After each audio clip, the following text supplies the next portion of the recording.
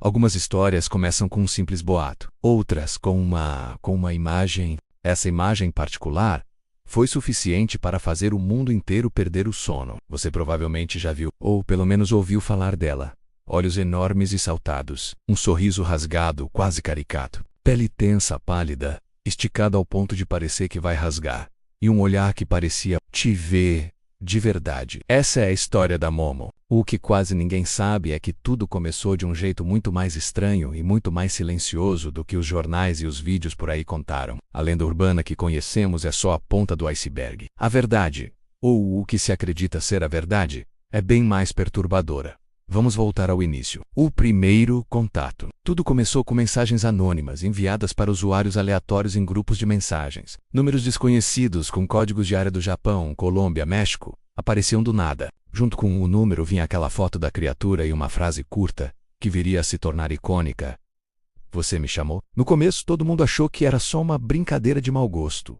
Uma daquelas correntes de internet. Ou pelo menos parecia ser, até que algumas pessoas começaram a relatar coisas estranhas. Depois de receberem a mensagem, elas juravam ouvir batidas em suas janelas durante a madrugada. E não era qualquer batida. Eram sempre 3. Pausadas, lentas, como se alguém estivesse do lado de fora, esperando uma resposta, testando para ver se tinha alguém em casa. E então vieram os vídeos. A imagem da Momo começou a aparecer em pequenos clipes, mas de um jeito deformado, distorcido. A qualidade era péssima, granulada, como se tivesse sido gravada dentro de um túnel escuro, com ecos e uma claridade estourada. E o pior de tudo, nesses vídeos a criatura parecia se mover, movimentos sutis, quase imperceptíveis, um leve inclinar de cabeça, um piscar lento dos olhos gigantes. Coisas que faziam você se perguntar se estava imaginando ou se aquilo era real. Com o pânico se espalhando como fogo em mato seco, a internet entrou em modo de investigação. Vários criadores de conteúdo, detetives amadores e curiosos começaram a cavar fundo. Alguns, mais corajosos, tentaram entrar em contato com os números supostamente associados a Momo, esperando alguma resposta. Outros focaram em analisar a origem da imagem, tentando entender de onde diabos aquela coisa tinha saído. E foi aí que as coisas ficaram realmente estranhas. A descoberta inicial foi, de certa forma, um alívio. A foto original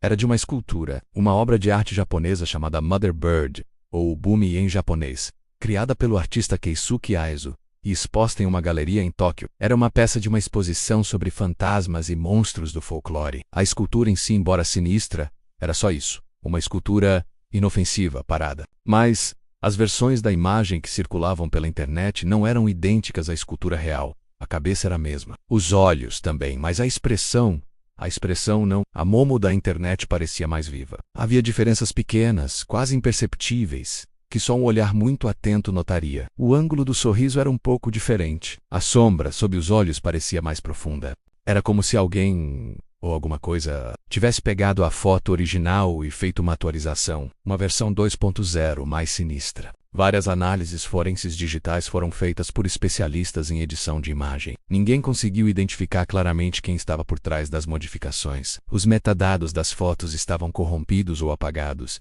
Era um fantasma digital. E enquanto os técnicos quebravam a cabeça, os relatos mais perturbadores começaram a surgir aos montes. Eram pessoas comuns de várias partes do mundo, contando experiências que desafiavam a lógica. Gente dizendo que recebeu uma ligação de vídeo de um número desconhecido. Mas ao atender, a tela estava completamente preta. A única coisa que ouviam era uma respiração pesada, ofegante, do outro lado da linha, antes da ligação cair. Outros diziam que depois de bloquear o número da Momo, o microfone do celular ativava sozinho. A luzinha acendia, gravando o ambiente, sem que nenhum aplicativo estivesse aberto. Alguns juravam que a foto da Momo apareceu na galeria de imagens do celular, do nada, sem que eles tivessem baixado ou salvado nada, como se ela tivesse se transferido para o aparelho sozinha. Um dos relatos mais bizarros era o de pessoas que tiveram o toque do celular trocado misteriosamente. Em vez da música padrão, o telefone começava a tocar uma risada distorcida, eletrônica, seguida por um sussurro que dizia: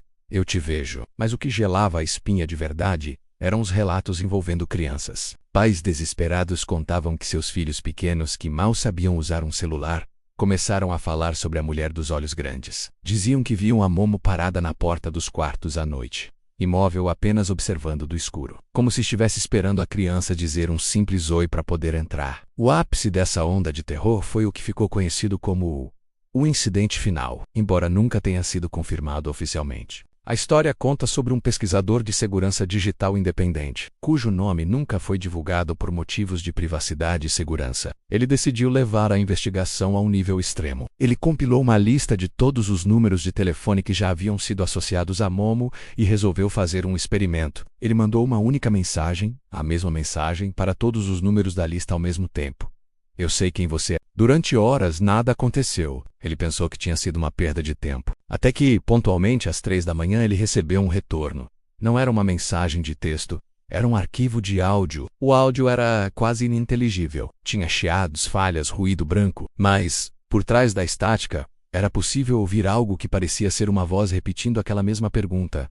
Você me chamou? A voz era eletrônica, quebrada, como uma gravação antiga. Movido por uma curiosidade mórbida, o pesquisador respondeu com outra pergunta. Quem é você? A resposta veio alguns minutos depois. Um novo áudio. Dessa vez o som estava cristalino, claro demais. E não era apenas uma voz. Era o som de passos lentos, pesados, andando sobre um piso de madeira num ambiente fechado e com eco. Eram passos dentro de uma casa. Depois de alguns segundos de passos, a voz voltou. Clara, perto do microfone e terrivelmente calma. Tô na sua casa.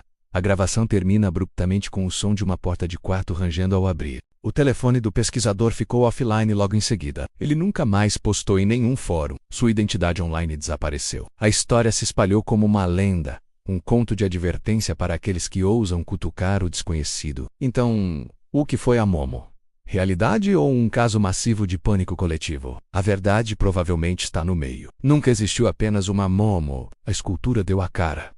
E a internet deu a voz. O nome virou uma máscara, uma identidade usada por milhares de contas anônimas, trolls, brincalhões de mau gosto, e talvez, apenas talvez, por algumas coisas que ninguém jamais conseguiu rastrear. O que torna essa história tão assustadora não é a criatura em si, a escultura de pássaro. É o que ela representa, a fragilidade da nossa segurança digital. O medo do desconhecido que bate à nossa porta através de uma tela, o fato do que a qualquer momento, qualquer número desconhecido pode se tornar uma nova Momo. Qualquer notificação, qualquer foto aleatória, qualquer vídeo enviado no meio da noite, pode vir acompanhado daquela pergunta sinistra, ecoando no silêncio do seu quarto. Você me chamou? Obrigado por assistir. Se você gosta desse tipo de história, não se esqueça de se inscrever no canal e ativar as notificações. Assim você não perde o nosso próximo mergulho no lado sombrio da internet. Até a próxima aqui no canal, Além do Breu.